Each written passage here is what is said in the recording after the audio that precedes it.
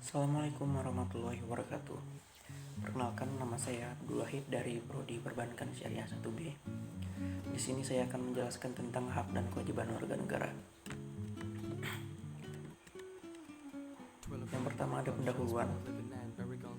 Fungsi negara adalah melaksanakan keamanan dan ketertiban dalam masyarakat.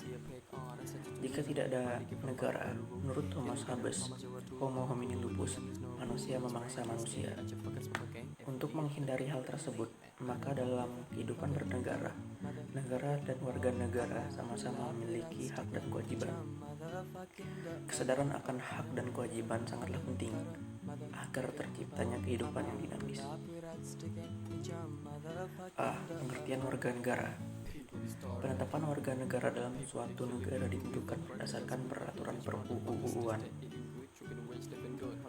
Pada pasal 26 ayat 1 Undang-Undang 1945, warga negara adalah orang-orang bangsa Indonesia dan orang-orang bangsa lain yang disahkan oleh UU sebagai warga negara.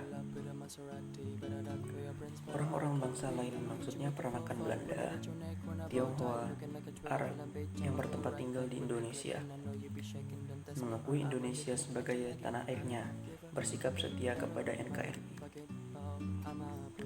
Pengertian dan hak kewajiban. Pengertian hak dapat dipahami sebagai HAM. UU 39 pada tahun 1999 tentang HAM. HAM adalah seperangkat hak yang melekat pada hakikat dan keberadaan manusia sebagai makhluk Tuhan yang Maha Esa dan merupakan anugerah yang wajib dihormati, dijunjung tinggi, dan dilindungi oleh negara, hukum dan pemerintahan, dan setiap orang demi kehormatan serta perlindungan harkat dan martabat manusia.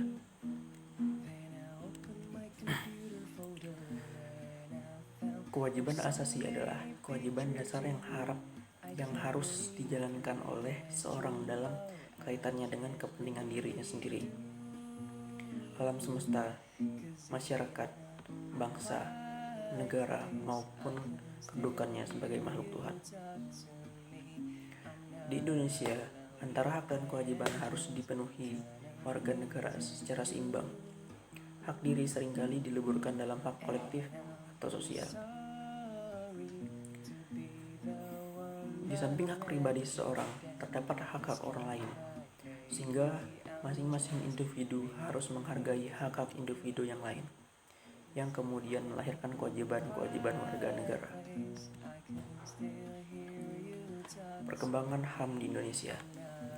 Pada tahun 1945 sampai 1959, HAM sudah mendapatkan legitimasi yuridis dalam UUD 1945.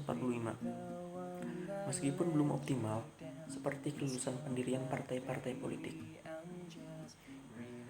Pada tahun 1959 sampai 1966 terjadi pemasungan hak asasi sipil dan politik seperti hak untuk berserikat, berkumpul, dan mengemukakan pendapat dengan tertulis.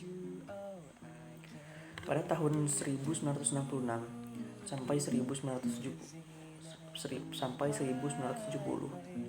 muncul gagasan perlunya pembentukan pengadilan HAM. Dan pada tahun 1970 sampai 1980 persoalan HAM mengalami kemunduran dan terjadi penolakan terhadap HAM.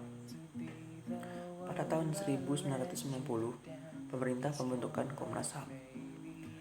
Dan pada tahun 1998 sampai sekarang, setelah jatuhnya rejim Orde Baru, terjadinya perkembangan luar biasa dan HAM UUD 1945. C.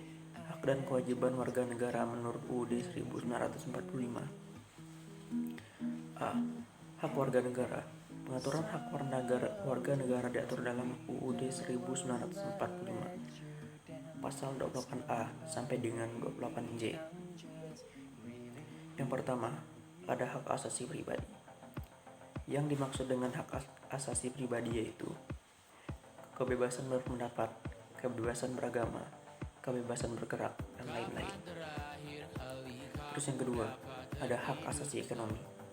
Yang dimaksud dengan hak asasi ekonomi yaitu hak memilih, hak memanfaat, hak membeli, dan hak lain-lain. Yang ketiga, ada hak asasi sosial dan kebudayaan. Yang dimaksud dengan hak asasi sosial dan kebudayaan yaitu mendapatkan pendidikan, mengembangkan kebudayaan, dan lain-lain. Yang keempat, hak asasi prosedural. Yang dimaksud dengan hak asasi prosedural yaitu mendapatkan keadilan, peradilan, perlindungan, dan lain-lain. Dan yang kelima, hak asasi politik. Yang dimaksud dengan hak asasi politik yaitu memilih, dipilih, berorganisasi, dan lain-lain. Dan yang terakhir, hak asasi dalam perlakuan yang sama. Yang dimaksud dengan hak asasi dalam perlakuan yang sama itu hukum, pemerintahan, dan lain-lain. B. Kewajiban warga negara. Pengaturan kewajiban warga negara diatur dalam UUD 1945 pasal 27, 28, 30, dan 31. Yang pertama ada membayar pajak, terus yang kedua menjunjung hukum dan pemerintahan, yang ketiga menghormati HAM orang lain, yang keempat tunduk kepada ketetapan UU, yang kelima ikut serta dalam usaha pertahanan dan keamanan negara,